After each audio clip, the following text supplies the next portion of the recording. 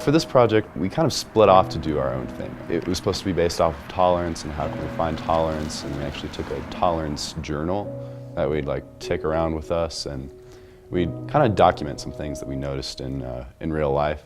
What you're doing is just recording things that you note in terms of, I saw this person tolerating another person, I saw this person not tolerating another person, and this is what resulted. At first I was afraid because this project is really big, and I was afraid I wouldn't be able to get a good grasp of it and be able to make something really powerful out of it. It was very open-ended, and I was kind of confused at first and not really knowing which way I was going to take it, and sort of lost overall. But then I realized that with that I could take it in pretty much any direction I chose. Some of my concerns were just, how are people going to view my opinion? How will it be taken? How it's going to affect me and someone else.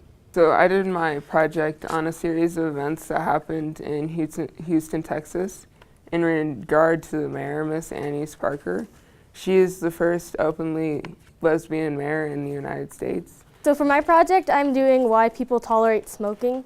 And I decided to do this project because I have family members of my own that smoke, and I wanted to make a difference in our community as well. I really liked how there was no right or wrong way to do this project, because it allowed me to be very open-minded and change my perspective based on what I want to do and not what someone else thinks is best. Well, I think it really allowed me to learn more and kind of look at it from more perspectives, because if there had just been one kind of clear right or wrong answer, it would have been more of a direct just, okay, this is it, you have to find that answer.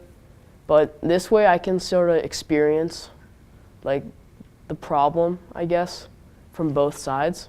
The biggest question that I think this story has created is, what's the difference between tolerating and accepting?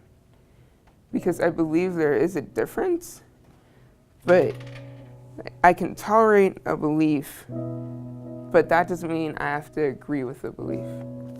And I can accept someone, I can accept a person, and I can be friends with them, but that doesn't mean I have to accept and believe the same thing they believe.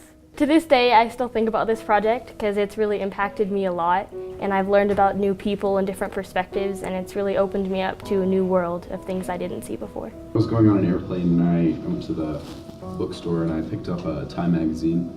And it was a very interesting issue. It showed the different, the top 1% and the middle 20% and the lower 30%. And it really showed as we went down to lower classes, smoking went up, drug use went up, sexual activity at an earlier age went up. A few months out, I'm still feeling the effects of both my own project and the overall basis for all of our projects. On a daily basis, when I hear things or hear news and stuff, I sometimes tie it back or remember my prompt. To look at both sides and to put myself in other people's positions and get their opinion instead of just mine. What really defines us is how we approach that intolerance, whether that's towards us or whether we're a bystander and we can do something about it. And so in that way, when I am presented with new information, I can kind of look back on what I thought in the past and sort of reevaluate that sometimes, and so then draw connections.